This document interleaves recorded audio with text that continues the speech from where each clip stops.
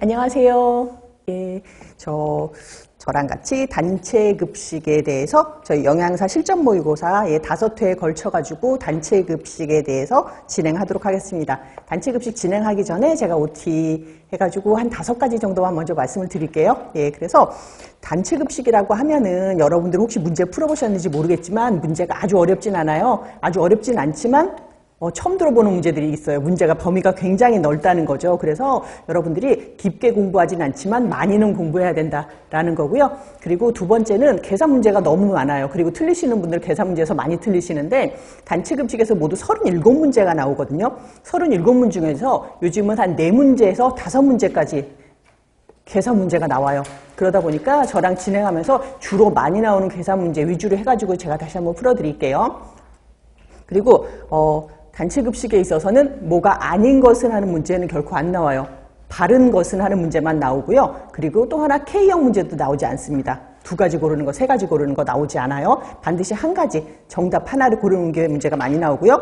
그리고 마지막으로는 약간 트렌디하게 문제가 나오다 보니까 요즘 제가 1월 달에 가르쳤던 거, 10월 달에 가르쳤던 거 문제가 다를 수가 있어요. 답이 다를 수가 있어요. 트렌디하게 문제가 나오기 때문에 그래서 그런 거 위주로 여러분이 약간 시의성 있게도 공부를 해야 된다는 거. 이게 단체 급식의 특징입니다. 그리고 저는 단체 급식 하는 분들 중에서 제일 많이 말씀드리고 또 그리고 실제로 시험 보셨던 분들이 가장 도움이 많이 된다고 하는 게 뭐냐면은 맨 처음에 눈에 띄는 게 정답이에요.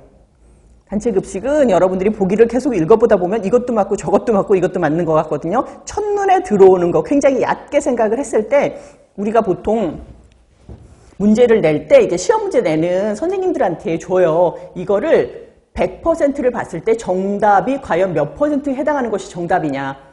근데 조금 어려운 문제가 나올 땐 1번으로 생각할 수 있는 사람이 한 10% 정도, 2번이 한 10% 정도, 실제로 정답은 한 70% 이상이면 이걸 정답으로 친다라는 문제가 있는 반면에 우리가 급식관리, 단체 급식 문제 낼 때는 거의 95% 이상이 정답으로 하는 게 정답이다라고 나오거든요. 그래서 여러분들이 그냥 첫눈에 딱 봤을 때 정답인 거, 그게 정답입니다. 깊게 생각하지 마시라는 거. 그래서 제가 문제 한번 풀어보도록 하겠습니다. 1회 영양사 실전 모의고사 중에서 우리가 급식 위생 및 관계 법규라고 해서 이건 2교시 몇 번부터 41번부터 우리가 77번까지가 단체 급식 문제가 됩니다.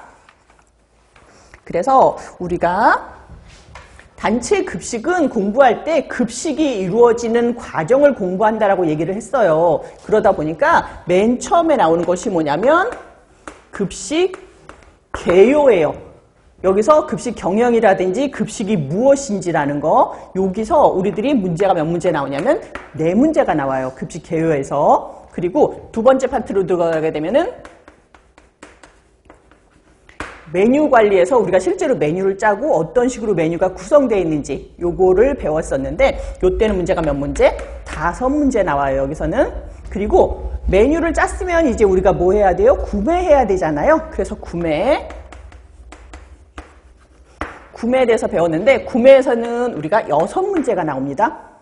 그리고 그 다음에 구매까지 했으면 우리 뭐 해야 돼요? 음식 만들어야 되잖아요. 우리가 생산 작업 관리 들어가게 되거든요. 생산 관리, 여기서는 우리가 실제로 일하면서 음식 만드는 과정이 발생을 하게 되는데 이때 몇 문제? 7문제 나와요. 여기서는 7문제 나오고 그 다음에 우리가 서비스까지 했으니까 어떻게 되나요?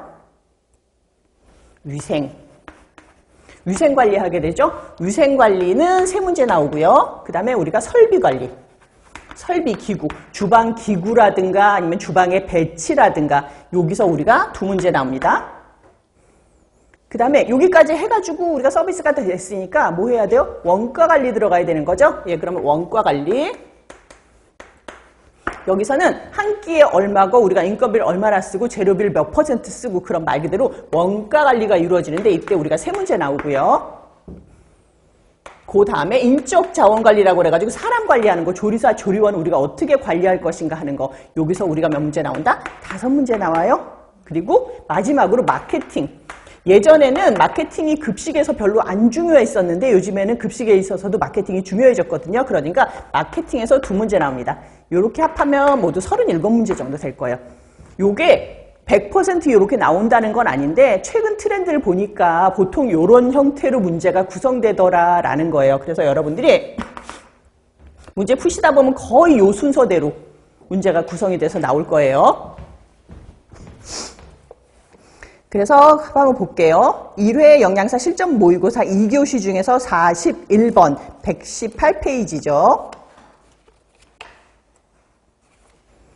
네, 118페이지. 첫 번째 다음 중에서 단체급식의 정의로 가장 적절한 것은 이라고 했는데 단체급식은 반드시 두 가지가 들어가 있어야 돼요. 뭐냐면 특정 다수가 지속적으로 식사를 한다라는 내용이 반드시 들어가 있어야 되는데 여기서 보면 1번 불특정 다수라고 했으니까 틀렸죠. 이거는 외식에 대한 설명이에요. 그리고 두 번째는 음식점에서 가정식과 유사한 음식을 제공하는 것. 얼핏 보면 맞는 것 같은데 이런 정의는 나와 있지 않거든요. 세 번째 조직 구성원에게 지속적으로 식사를 제공하는 것. 이게 정답이네요. 정답 3번이죠. 조직 구성원이라는 거는 특정인이란 얘기거든요. 내가 삼성전자 구내식당이라고 한다면 삼성전자 직원들한테 지속적으로 식사를 제공하는 거. 그게 단체급식의 정의가 됩니다. 정답 3번이고요. 4번에는 다음 급식소에서 일어나는 단체급식의 순환 과정을 업무 순서에 따라 나열한 건데 빈칸에 들어갈 적당한 업무는 이라고 했는데 실제로 급식소에서는 얼마 단위로 일이 계속 반복되냐면 하루 단위로 반복이 돼요.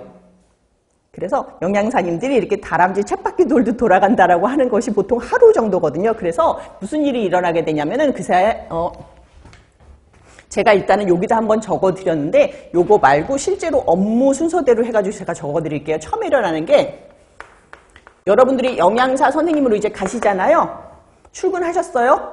하루 과정이 어떻게 이루어지냐면 일단 수요 예측 또는 메뉴 관리도 같이 이루어지기도 해요. 무슨 말이냐면 과연 메뉴를 몇 명이 먹을 것인가 하는 것이 수요 예측이거든요. 그럼 몇 명이 먹을 거다라는 게 결정 나고 메뉴까지 결정이 나죠. 그러면 요 메뉴에 맞춰서 내가 구매를 해야 돼요. 식재료를 구매하거나 아니면은 우리가 소도구 같은 걸 구매를 하게 되는데 여기 구매할 때는 어떤 과정이 이루어지게 되냐면 일단 내가 발주를 해야 돼요. 검수를 해야 돼요. 저장 관리를 해야 돼요. 재고 관리를 해야 돼요. 이것이 전부 다 구매에 들어가는 업무고요. 구매를 했으면 이거 가지고 이제 물건을 만들어야 되죠. 우리 조리 과정 들어가게 돼요. 우리가 조리 과정이 생산 관리가 들어갑니다. 조리한 음식을 어떻게 해요? 서비스, 우리가 배식한다라고 얘기하거든요. 음식을 이제 나눠줘요. 그러면 사람들한테 다 나눠줬으면 사람들이 먹었죠. 예. 그 다음에 우리가 후처리를 하게 되는데 후처리할 때는 뭐 잔반을 버린다거나 아니면은 설거지를 한다거나 이것이 후처리에 들어가거든요. 후처리 들어가고 이거에 대해서 우리가 다시 원가 관리를 하게 되는 거죠. 오늘 몇 명을 팔았고 얼마만큼의 손익이 발생을 했고라는 거. 그러면 원가 관리를 가지고 우리가 다시 피드백을 해서 예를 들자면 오늘 내가 300인을 준비했는데 100명이 먹었어요.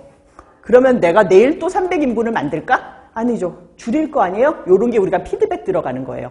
예, 요러한 과정이 이루어지게 됐는데 여기서 한번 볼게요. 수요 예측 메뉴 계획하다가 구매했으니까 그 다음에 이루어지는 가장 큰 업무는 조리라고 보시면 되죠. 음식 만드는 과정입니다. 정답 1번이죠.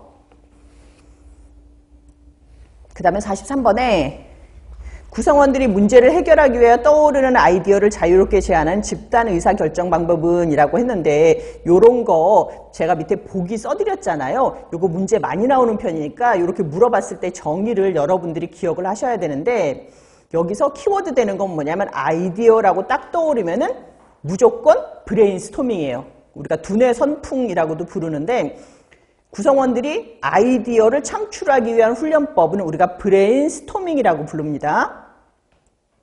그래서 집단 의사 결정 방법이고요. 여기서 선형 계획, 여기서 정답은 3번이고 그래서 선형 계획법 1번에 나와 있죠. 이거는 뭐냐면은 우리가 어떤 하나의 조건을 주어줘요. 뭐 예를 들자면 뭐 식수가 뭐 300명에 뭐 메뉴가 얼마 왔는데 뭐 이런 사람들한테 어떤 메뉴를 제공할 것이다 라든지 아니면은 오늘 300명에 한 사람당 뭐 2만 원짜리 메뉴를 할 건데 어떤 식으로 리셉션을 하겠다든지 이런 식으로 주어지면 많이 나올 거 아니에요. 여러 가지 의견들이. 이 중에서 가장 적당한 걸 골라내는 방법이에요. 이게 선형계획법이거든요. 그 다음에 메뉴 엔지니어링은 우리가 옆에 쫙 돌리면 47번 문제 보이시죠? 47번 문제 오른쪽에. 요 47번이 메뉴 엔지니어링을 사용한 방법인데 메뉴 엔지니어링은 우리가 모든 메뉴를 4사분면으로 만들어가지고 선호도와 이익률에 따라서 네 분과로 만드는 것이에요. 이게 정답이 뭐냐면 요거는 메뉴 엔지니어링에 대한 설명이고요. 네 번째 벤치마킹은 벤치마킹도 답변으로 굉장히 많이 나오는 문제인데요. 벤치마킹은 뭐냐면은 남의 거를 복사해. 그러니까 보고서는 훔쳐오는 거예요. 남의 아이디어를. 그거 우리가 벤치마킹이라고 부르는데 문제는 어떻게 나오냐면 내가 서비스가 좀 부족하다고 느껴. 우리 식당이 우리 호텔이 그러면 서비스가 가장 우수한 회사로 가서 내가 과연 그 사람들은 어떠한 서비스를 제공하는지 보고 오는 거. 그리고 그거를 우리 업장에 그대로 적용하는 거. 그것이 벤치마킹입니다. 그래서 가장 우수한 회사나 아니면 가장 뛰어난 데 가서 그 노하우를 배워오는 거. 이게 벤치마킹이에요. 그리고 5번에 역할 연기라는 말이 나오는데 역할 연기는 뭐 RPG라고도 불러요. 예. 요즘 뭐 여러분들 모바일 게임 같은 거 많이 하시니까 롤플레잉 게임 아시죠? 예, 역할 연기법이거든요. 그래서 역할 연기하고 저는 두 가지로 나눠드릴 게 뭐냐면 역할 연기가 있고 요즘 사례 연구가 있어요. 요거 두 가지 구분하는 거 제가 여기서 알려드릴게요. 문제가 역할 연기인지 아니면은 사례 연구인지 두 가지가 약간 비슷하거든요. 근데 어떤 게 차이가 있냐면 요거는 연기를 한다는 말이 들어가 있어야 돼요. 이거는 연기를 하지 않아요. 제가 예를 들어 드릴게요. 문제가 어떻게 나오냐면 조리사와 조리원과 서로 의견이 맞지 않아서 서로 간에 다툼이 일어나고 있어. 그러면 과연 이거를 어떻게 해결할 것인지 사람들을 모아놓고 영양사와 또는 조리사, 조리원 간의 문제 다툼을 어떻게 해결할 것인가 그거를 놔두고 문제 해결 방법을 물어봐서 그거를 해결해 나가면 그건 뭐냐면 사례 연구가 돼요. 예를 들었죠. 예를 들어서 이러한 일이 발생을 했으면 어떻게 할까라는 건 사례 연구가 되는 거고 만약에 영양사와 조리사 이게 다툼이 생겼는데 각자의 역할을 연기해보는 거야. 그래서 그 연기를 보고 해결 방법을 찾는다. 그러면 역할 연기가 돼요. 두 가지 다 비슷해요. 어떤 예를 딱 주고 그 예에 맞춰서 문제를 풀려고 그러면 사례 연구가 되는 거고 그 처했던 상황을 한번 역할 연기를 해보라고 그 연기를 보고 문제 해결 방법을 찾아내면 그 롤플레잉이 되는 거예요. 역할 연기법이 되는 거죠. 그래서 43번은 정답 3번이고요. 그리고 44번에는 다음 중에 단체급식의 특징으로 볼 수 있는 것은 이거 문제 약간 애매했었죠. 이게 원래는 이런 식으로 안 나왔었고 단체급식의 문제점이 무엇이냐라고 문제가 나왔었는데 이게 약간 좀 변형돼가지고 문제가 여러분들 풀기가 좀 어려울 텐데 보시면 1번에 조리종사원에 대한 충분한 위생교육 실시. 여기선 맞는 걸 고르라는 거니까 일단 여러분들 그 생각하지 말고 맞는 걸 고르시면 돼요. 조리종사원에 대한 충분한 위생교육 실시는 안 되고 있어요. 지금. 충분한 위생교육은 할 시간이 없다. 그리고 두 번째 기여도를 무시한 획일적인 식단. 이게 약간 부정적이라가지고 여러분들이 이건 정답이 아니겠지라고 하겠지만 실제로 기여도를 무시한 획일적인 식단이 단체급식의 특징이 맞죠. 네. 누구는 돈가스를 좋아하고 누구는 김치찌개를 좋아하는데 다 줄 수는 없잖아요. 어떤 하나의 메뉴밖에 못 나오는 것이 단체급식 특징이고요. 세 번째 충분한 급식 예산 확보는 이루어지지 않습니다.